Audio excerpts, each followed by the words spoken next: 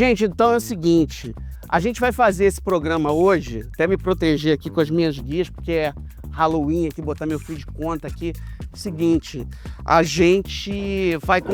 Que barulho é esse? Ai, cara, que é isso, meu pai? Opa! O que tá acontecendo aqui? Eu tô sendo...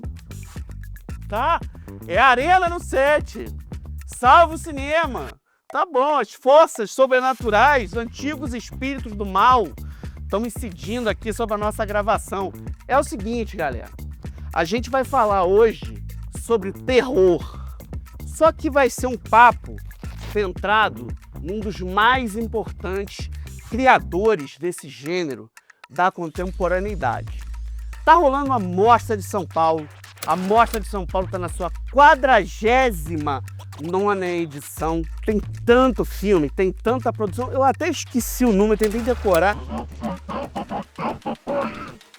Bicho, tem um negócio solto aqui, mas pelo menos esse espírito zombeteiro me ajudou. 380 filmes de 80 países. Margot Oliveira, assessora da mostra, vai ficar feliz de eu lembrar isso. Tem produção de todo tipo, a seleção brasileira é impecável, com longas metragens como Quase Deserto, Eclipse da Jeans Ganzerla, o sensacional Ciclone, da Flávia Castro, com um trabalho impecável da Luísa Mariano, que eu não entendi como é que esse filme não foi premiado na Premiere Brasil do Festival do Rio. Enfim, tem muita coisa.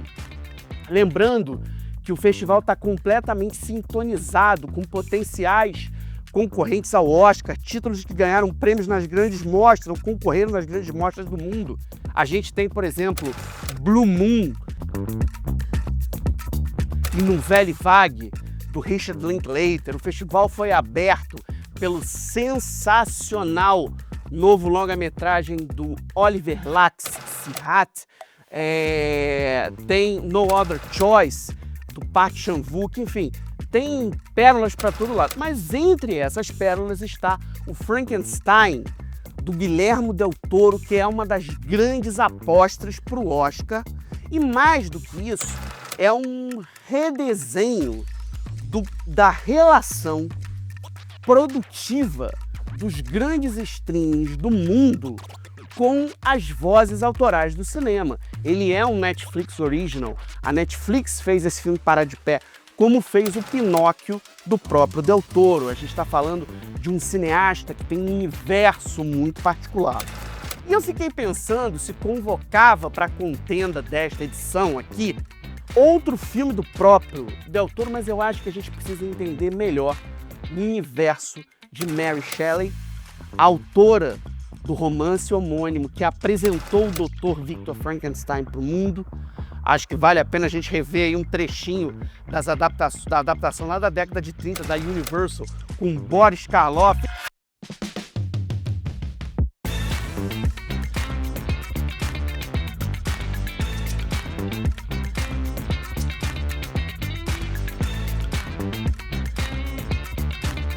Cara, ver Boris Karloff é sempre sensacional. Mas eu acho que a gente precisa fazer uma comparação com dois Frankensteins muito humanizados. De um lado, a versão do Guilherme Del Toro. Do outro, a versão de meados da década de 90, dirigida e estrelada por Kenneth Branagh.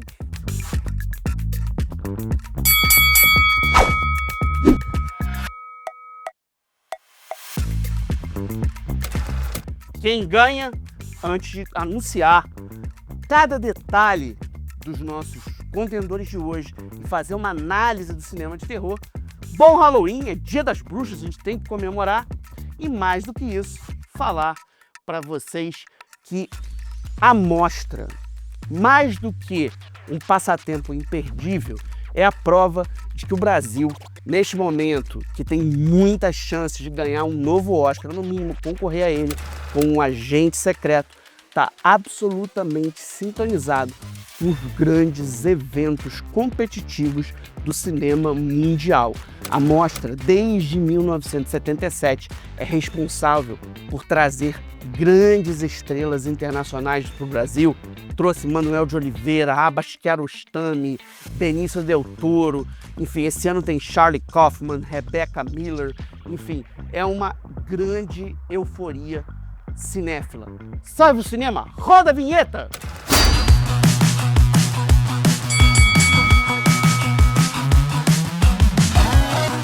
Tá tudo desenhado para o terror bombar no Oscar em 2026. Aparentemente, além do Del Toro e seu Frankenstein, vão concorrer filmes como Sinners, Pecadores, de Jordan Peele, e aparentemente A Hora do Mal, que foi uma das grandes surpresas do circuito exibidor esse ano. Fora isso, a gente teve um grande sucesso do Invocação do Mal e outros filmes, Quarta Invocação do Mal, né, sobre o casal Warren. A Bruxa foi solta em 2025 no circuito de forma geral e produções cinematográficas nesse terreno do assombro de outras cinematografias, como por exemplo o brasileiro Enterre Seus Mortos, de Marco Dutra, tiveram espaço em festivais internacionais.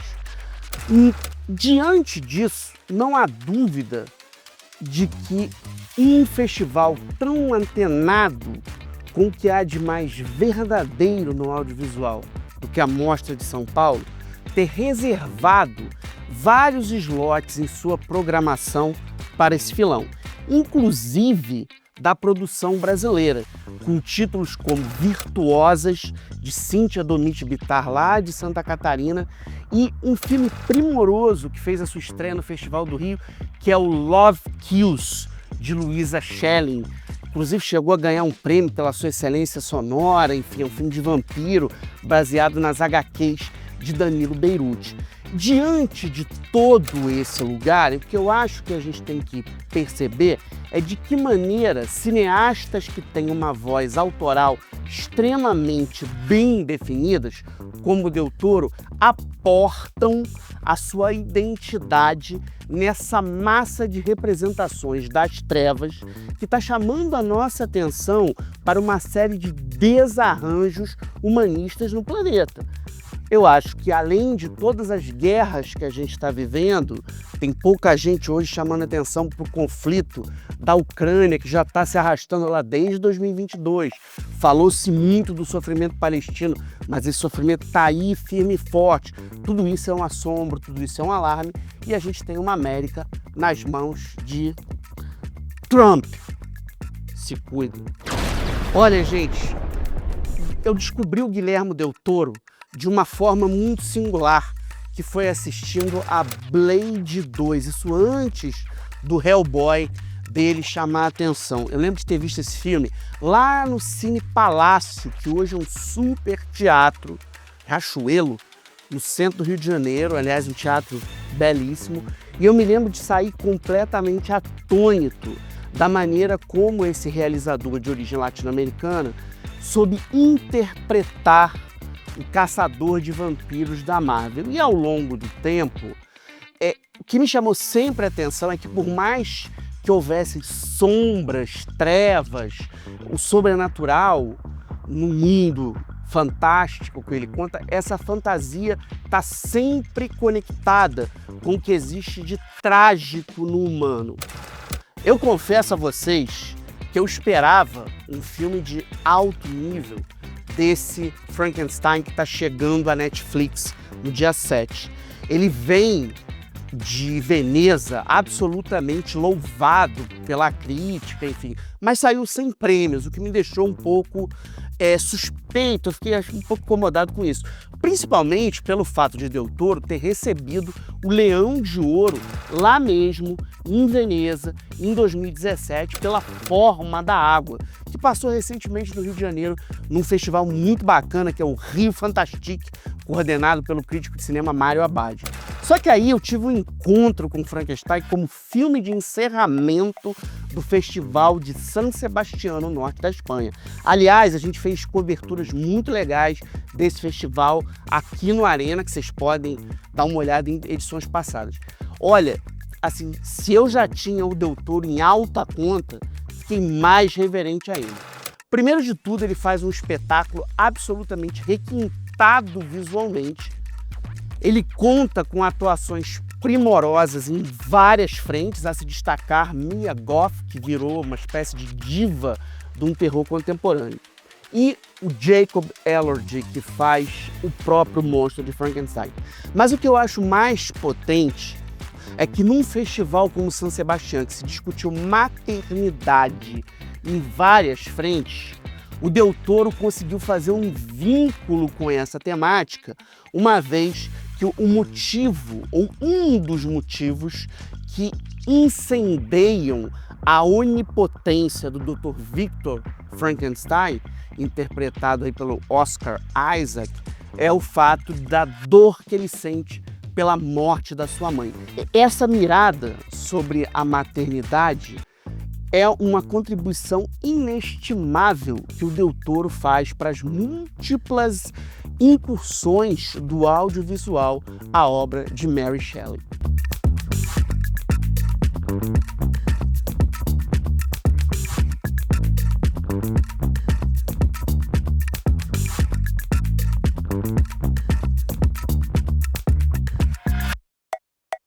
A decisão de Kenneth Branagh em adaptar a Mary Shelley para o cinema tem uma relação com uma movimentação que se deu no cinema anglo-saxônico ali na primeira metade da década de 90, quando o fenômeno de crítica e de público, que foi o Drácula de Bram Stoker, lá em 1992, de Francis Ford Coppola, deu uma reatualizada no interesse do cinema pelos grandes monstros que a literatura, de uma certa maneira, o folclore, sobretudo o folclore europeu, deram à cultura pop.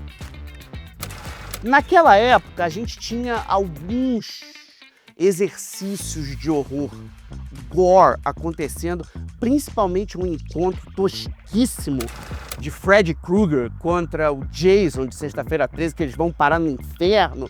É um melee muito louco. E mais adiante, a partir de Pânico ali na virada de 96 para 97, a gente vai viver a era de um terror adolescente, um Scream Queen para lá, Scream King para lá, enfim, um terror que eu sei o que vocês fizeram no verão passado. Tem uma leva de filmes, lenda urbana, que vai nessa toada. Só que ali, a partir de 92, vem esse desejo de realizadores de peso ou realizadores que queriam ter peso autoral fazendo filmes de monstro. O Coppola, assim, meteu um golaço de placa com o Gary Oldman no papel de Vlad Dracula. Ao mesmo tempo, ali, em 1995, surgiu um filme chamado Lobo, que muita gente se envergonha, mas um filme pelo qual eu tenho uma admiração imensa, em que Mike Nichols utilizou o talento de Jack Nicholson para revitalizar a representação dos lobisomens. Esse filme é uma iguaria que merece ser redescoberta agora, 30 anos depois. E aí o Kenneth Branagh, que vinha de uma série de adaptações de grande pompa do Shakespeare, resolveu se meter com a Mary Shelley e ele interpretar o Dr. Frankenstein utilizando Robert De Niro como o monstro. Naquela época, como um Coppola fez uma espécie de humanização do seu Drácula, colocando Gary Oldman para transformar uma besta disforme num ser fleumático, cheio de charme, ele troca aquela figura meio robótica, bestial, do Boris Karloff, que está na nossa cabeça, para fazer um De Niro meio neorrealista, de carne viva em cena, cheia de cicatrizes. Só que, apesar de um grande requinte visual, principalmente nos figurinos e na direção de arte, um investimento um pouco exacerbado no ultra-romantismo da história, ou no ultra-romantismo que está uma espécie de nota de rodapé ali na visão de mundo da Mary Shelley, acabou atropelando a adaptação do Kenneth Branagh e edulcorando excessivamente o que deveria ser um filme para assustar. E a gente tinha a sensação o tempo todo que o Frankenstein, meio capenga ali do De Niro, ia virar pra cena e falar "Are you talking to me?" Aí é difícil, né?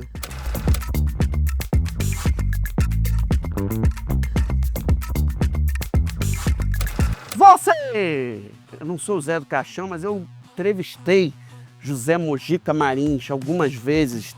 O tenho entre os meus ídolos e tive a chance de vê-lo ao vivo, num lugar no Ibirapuera, numa filmagem de encarnação do demônio, falando "Você!" com as unhas incríveis. Então eu peço a você que me ajude a dizer quem vai ganhar hoje. Frankenstein de Kenneth Branagh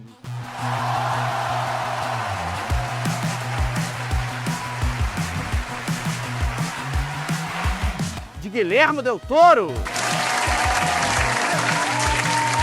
Bom, antes de eu dar o resultado, vale a pena, sintonizem na Netflix aí dia 7, confiram o trabalho excepcional do Del Toro, como vocês podem perceber, é vencedor da Arena.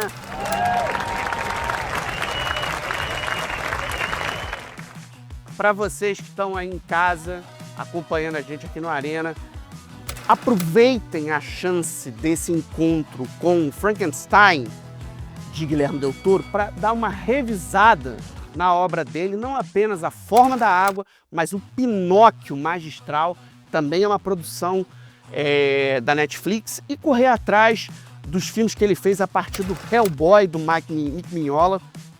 Mike Mignola é um dos grandes autores de HQs. Queria deixar uma dica em cima disso para fechar o nosso programa, já pedindo para você deixar o seu like, as suas sugestões, as suas, enfim, opiniões acerca das nossas contendas aqui. A editora Mitos conseguiu trazer para o Brasil, em traduções para o português impecáveis, da obra do Mignola, do Hellboy. Tem uma loja em São Paulo, que é a Mundo Mitos, que o nosso querido Igor Lopes, que está vendo o programa aqui, está sempre lá dando dicas para as pessoas dessas HQs primorosas. Ele também vende o material da Bonelli Editore, tem material da 2000 AD inglesa com Judy Dredd. Vale muito a pena conhecer essa loja, vale muito a pena conhecer o trabalho da Mitos Editora e, sobretudo, se empapuçar com esse universo gótico, sinistro do Del Toro. Bom Halloween para vocês, todas, todos e todos aí. Lembrando que o 7x7 é um empório das trevas, onde você encontra saberes das mais variadas formas, matizes, tamanhos, volumes de tongos, tritongos e pronomes pessoais do caso reto, numa cobertura com playlists, triagens de grandes festivais internacionais, como a Mostra de São Paulo, dicas de diretoras, diretores, enfim, tem de tudo. Aliás, acompanhe a Mostra de São Paulo aqui com a gente. Salve o cinema! Sem medo, sem susto.